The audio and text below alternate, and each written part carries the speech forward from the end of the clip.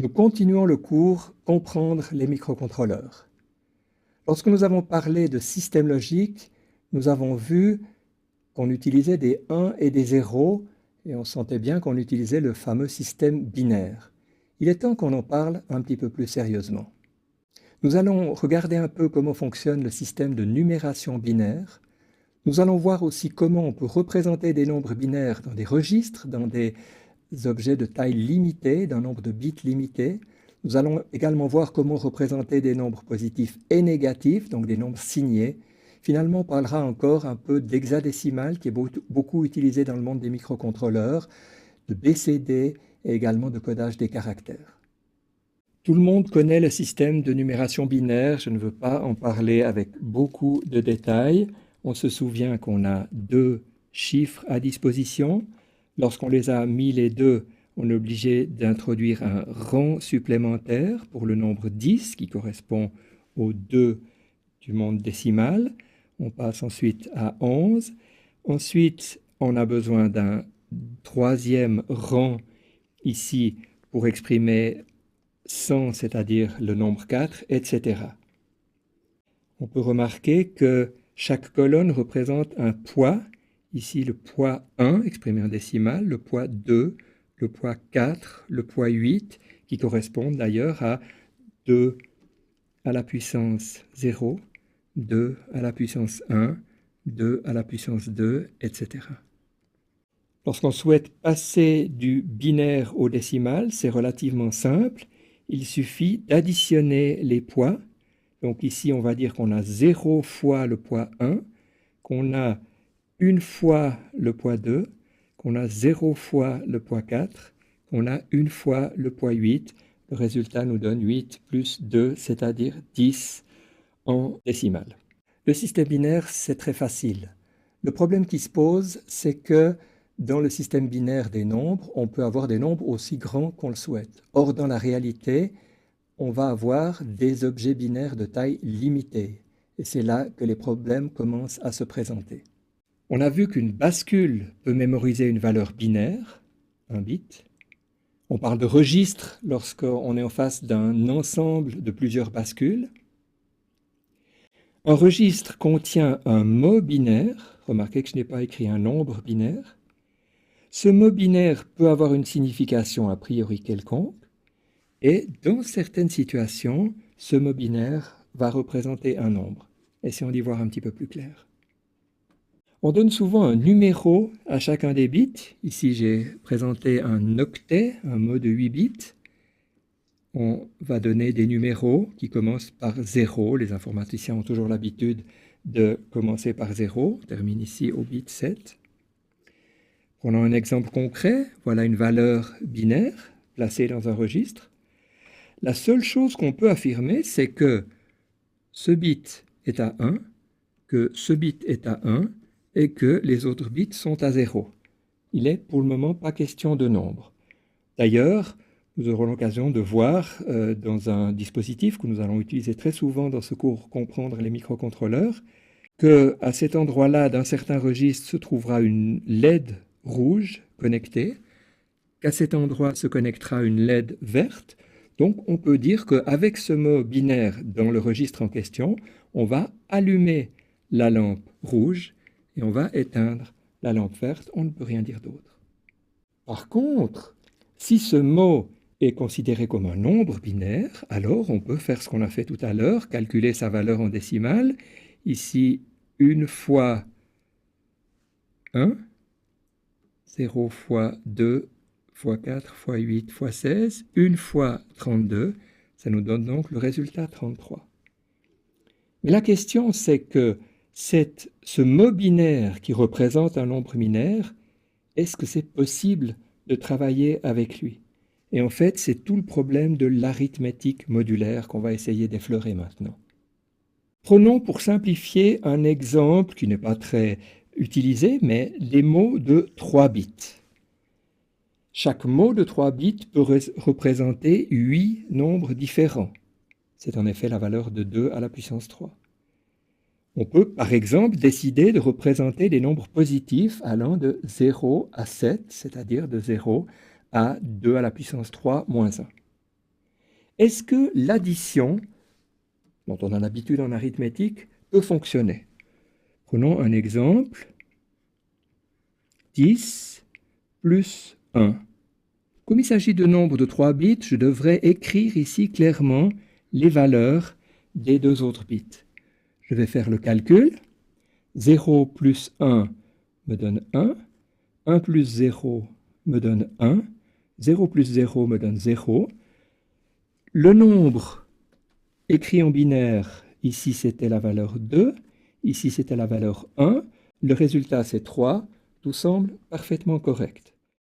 Prenons un second exemple. On va additionner la valeur 3 à la valeur 3. Le total sera 1 plus 1, ça me donne 0, et j'ai une retenue de 1. 1 plus 1 plus 1, ça va me donner 1 avec une retenue de 1. Et ici, j'ai donc un 1. Si maintenant je mets les valeurs en binaire, j'avais le nombre 3, j'avais le nombre 3.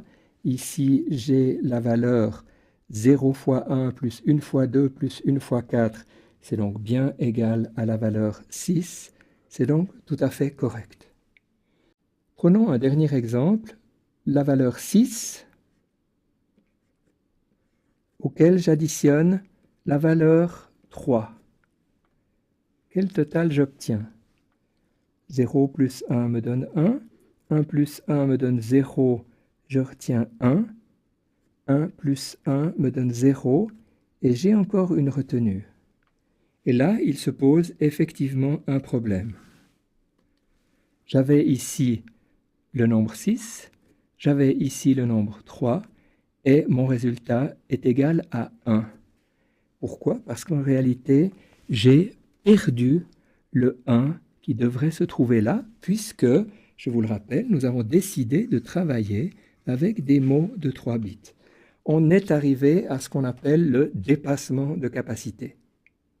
Donc, comme on l'a vu, on obtient un dépassement de capacité. Le résultat est en fait privé du bit de poids 8 qui n'existe pas sur une notation à 3 bits. Et en fait, du point de vue purement arithmétique, le résultat, c'est bien 6 plus 3 modulo 8. Je rappelle que le modulo, c'est le reste de la division entière, une opération arithmétique très importante. Essayons de mieux comprendre ces nombres modulaires positifs.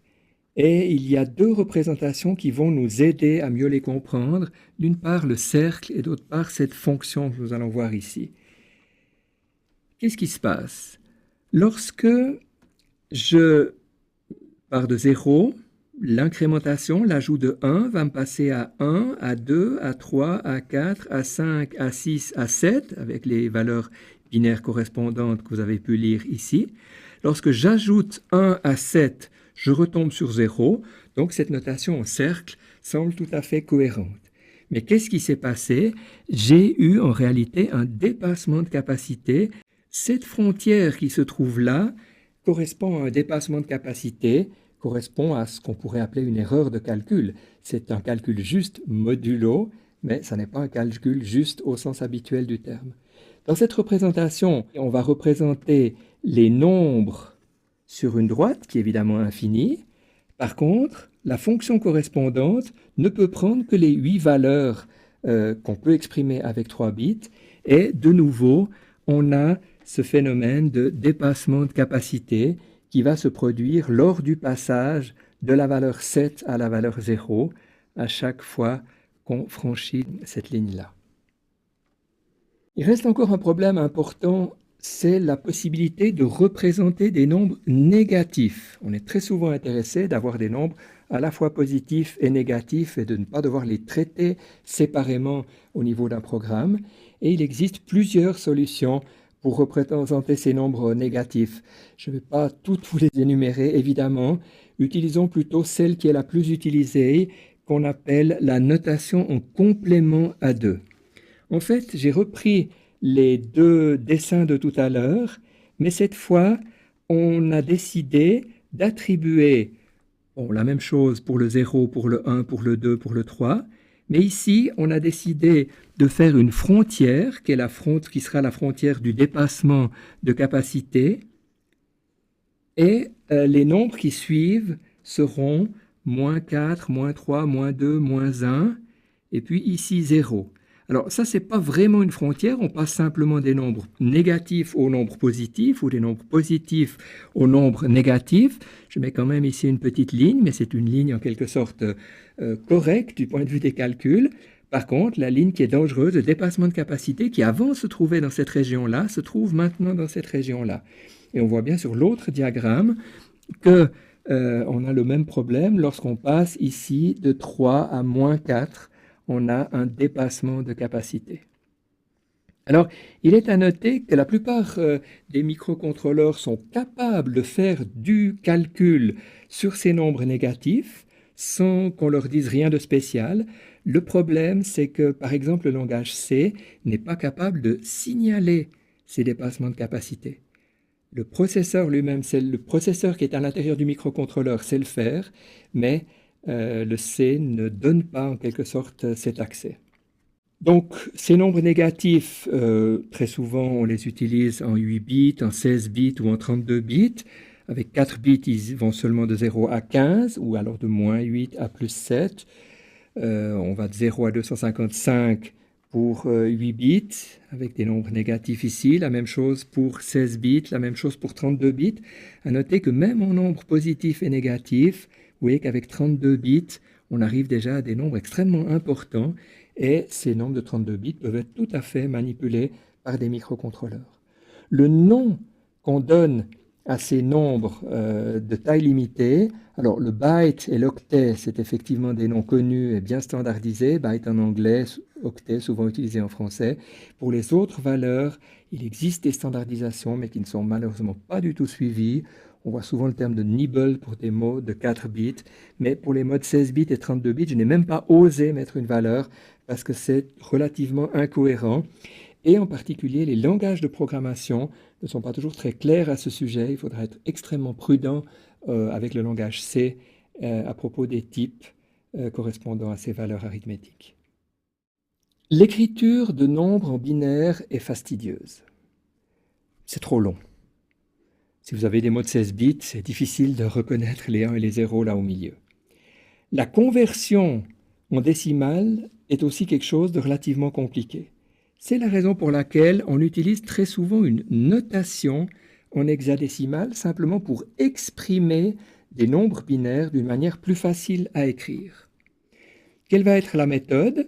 Eh bien, on va simplement ici regrouper par morceaux de 4 bits et ensuite donner un code pour chacun de ces morceaux de 4 bits. Voilà le code qui est à disposition. 0, 1, 2, 3, 4, 5, 6, 7, 8, 9, évidemment, comme le système décimal.